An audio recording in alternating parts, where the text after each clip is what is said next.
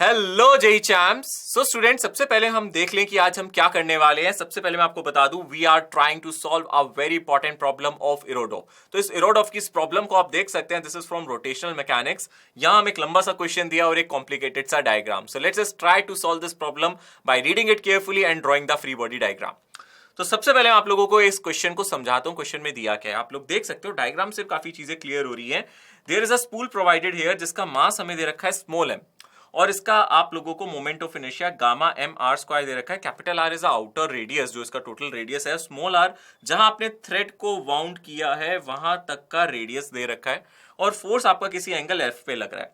First part में उसने बोला है कि क्या प्रोजेक्शन होगा आपके एक्सेलरेशन वेक्टर का along the axis. We can call this as X axis, जो राइट डायरेक्शन में है। ये हम लोगों से फर्स्ट पार्ट में वो पूछ रहा है। ठीक है, यहां आप लोगों को यह भी दे रखा है कि यहां आपकी प्योर रोलिंग होगी, मतलब कोई स्लाइडिंग या फिर कोई स्किडिंग नहीं होगी। सेकंड पार्ट में आप लोगों को work perform by this force F पूछ रहा है इन टाइम टी। तो हम दोनों पार्ट्स को करेंगे but one by one. So let's just start with part one. इसमें सबसे पहले आप इसका फ्री बॉडी डायग्राम बना लो। आप देख सकते हो यहां से जहां फ्लोर है यहां से एक नॉर्मल अराइज होगा, आप एन लिख सकते हो। सेंटर ऑफ मास से एक नीचे की तरफ फोर्स लगेगा एम जी। आपने ये जो फोर्स अप्लाई किया ये कोशिश करेगा कि आपका ये जो पूरा स्पूल है वो एंटी क्लॉकवाइज घूमे, बट उसको रोकने के लिए एक फ्रिक्शन फोर्स लगेगा इधर की तरफ। तो फ्रिक्शन फोर्स इसको क्लॉकवाइज घुमाने की कोशिश करेगा। नाउ इफ यू नो कि हमारा जो ये स्पूल है राइट साइड जा रहा है, क्योंकि हम जो फोर्स लगा रहे हैं वो एफ लगा रहे हैं, तो इस केस में डेफिनेटली आप ये कह सकते हो कि इसको क्लॉकवाइज घूमना चाहिए। दैट्स व्हाई हम कह सकते हैं ये फ्रिक्शन का जो टॉर्क है वो इस कैपिटल एफ वाले टॉर्क से ज्यादा होना चाहिए। मतलब ओवरऑल जो आपका नेट एक्सेलरेशन अल्फा होगा एंगुलर, वो हमारा क्लॉकवाइज होना चाहिए। तो सबसे पहले हम ट्रांसलेशनल इक्वेशन के बारे में डिस्कस करें। आप देख सकते हो इस फोर्स का पहला कंपोनेंट जो राइट साइड होगा that will B F cos alpha. ऊपर की तरफ अगर आप कंपोनेंट लोगे तो कितना आएगा, it will B F sine alpha. ये फोर्स के कंपोनेंट। अब आप खुद सोचो, ट्रांसलेशनल इक्विलिब्रियम में आप एक्सेलरेशन निकाल सकते हो इसके सेंटर ऑफ मास का। जो राइट डायरेक्शन में फोर्सेस हैं वो कौन से हैं आप देख सकते हो, it is simply F cos alpha, है ना। और लेफ्ट डायरेक्शन में जो फोर्स है वो कौन सा है, फ्रिक्शन। मैं इसको लिख सकता हूं mass into acceleration of centre of mass, मतलब इसका सेंटर ऑफ मास आगे की तरफ एक्सेलरेट करेगा with ACM. Now this can be written as equation 1। Second thing जो मुझे कंसीडर करना चाहिए that will be the torque. अब मैंने आपको पहले ही बता दिया था टॉर्क दो चीजों की तरफ से लगेगा, एक तो फ्रिक्शन की वजह से और दूसरा अप्लाइड फोर्स की वजह से। तो आपका जो फ्रिक्शन फोर्स का टॉर्क होगा वो small F into capital R होगा, क्योंकि आप देख सकते हो friction is perpendicular to this radius R, है ना।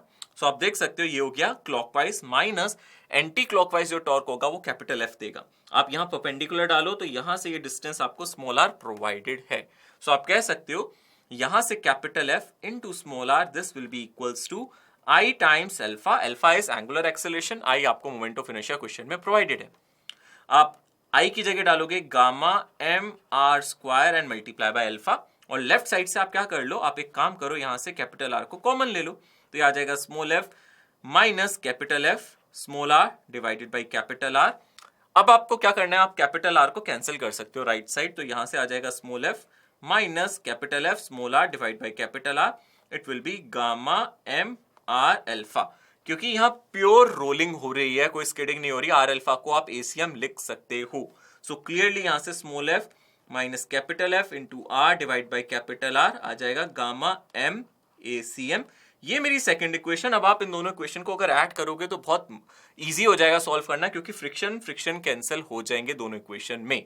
सो अगर आप इनको ऐड करोगे, और आप ऐड करते टाइम आप क्या कर सकते हो, आप एफ को कॉमन भी ले सकते हो, तो यहां से आ जाएगा cos alpha minus small R divided by capital R. ये स्मॉल एफ आपस में कैंसिल हो जाएंगे ऑन एडिशन। और राइट साइड में आप देख सकते हो आप एम एसीएम को कॉमन ले सकते हो, ये आ जाएगा 1 प्लस गामा। अब क्लियरली यहां से एसीएम की वैल्यू जो आ जाएगी वो आ जाएगी F time cos alpha minus small R divide by capital R, और नीचे आ जाएगा आपका M multiply by gamma plus 1 या 1 plus gamma. This is the acceleration जो ऑब्वियसली राइट डायरेक्शन में है, तो यही एक्सेलरेशन आपको एक्स डायरेक्शन में निकालना है। यही आपका फाइनल आंसर यहां होना चाहिए for part A. So just check it, ये आप लोगों का फाइनल आंसर आ रहा है। नाउ सेकंड पार्ट की तरफ अगर हम जाएं, उसमें पूछ रहा है work perform by the force F. अब आप ध्यान से देखो, मैं यूज कर सकता हूं W is equals to delta K, मतलब work done by all the forces is equals to change in kinetic energy, work energy theorem जिसको आप बोलते हो। यहां आप फोर्सेस की बात करो तो आपको पता है mg जो होगा वो परपेंडिकुलर होगा डिस्प्लेसमेंट के, और जो नॉर्मल लगेगा वो भी परपेंडिकुलर होगा डिस्प्लेसमेंट के। तो आप बोलोगे कि ठीक है, या तो फ्रिक्शन फोर्स अगर आप ध्यान से देखो उससे कुछ वर्क डन हो सकता है, या फिर मैं कह सकता हूं मेरे अप्लाइड फोर्स से हो सकता है। अगर आप ध्यान से देखो फ्रिक्शन जो है यहाँ स्टैटिक फ्रिक्शन है, तो आप कह सकते हो सर स्टैटिक फ्रिक्शन कोई भी लॉस नहीं करता एनर्जी में। सो स्टैटिक फ्रिक्शन लगने वाला है और वो कोई भी लॉस नहीं करेगा, तो इसका मतलब है उसको आप इंक्लूड नहीं करोगे, सिर्फ टोटल वर्क डन को आप इक्वेट करोगे work done by the applied force. तो यही मेरा अप्लाइड फोर्स या एक्सटर्नल फोर्स का वर्क डन हो जाएगा, दैट विल बी डेल्टा के। अब डेल्टा के क्या हो जाएगा, हाफ एम। अब आप ये सोच सकते हो यहां आपके पास दो तरीके के मोशन है, एक तो ट्रांसलेशनल और एक रोटेशनल। या तो आप ये लिखोगे half M VCM square plus half I omega square, ये आप लिख सकते हो, ठीक है। या फिर आप कंबाइन करके एक ही बार में लिख सकते हो हाफ एम गामा प्लस 1 और वीसीएम स्क्वायर, है ना। करते थे ना जब आपको रेडियस ऑफ गायरेशन दे रखा होता तो इसी टेक्निक का आप यूज भी करते थे। यहां भी आप कर सकते हो क्योंकि आपको जो आई पता है उसकी वैल्यू आपको पता है। यहां आपको आई पता है गामा एम आर स्क्वायर दे रखा है, और आप लोग क्या लिख सकते हो वीसी को ओमेगा इंटू आर लिख सकते हो। तो आप इसको इन शॉर्ट लिख सकते हो इस तरीके से। नाउ स्टूडेंट क्लियरली आपको यहां से ये पता चल गया कि ये मेरा आपका टोटल W एक्सटर्नल आ गया, work done by the external force, ये F आ गया। बट आप कोशिश करोगे सभी चीजों को एक्सप्रेस करने की एक्सेलरेशन के टर्म में, जो भी आपने प्रीवियसली कैलकुलेट किया, या फिर जो भी चीजें डाटा प्रोवाइडेड था, वीसीएम तो प्रोवाइडेड नहीं था उस टर्म में, कैलकुलेट करने का फायदा है नहीं। सो हम एक काम करते हैं, हम यहां से एक चीज यूज कर सकते हैं, हम v is equals to U plus AT लिख सकते हैं, क्योंकि u मेरा जीरो था, इनिशियल स्पीड जीरो थी। आप सिंपली VCM को लिख सकते हो जो भी आपका ACM है इनटू टाइम।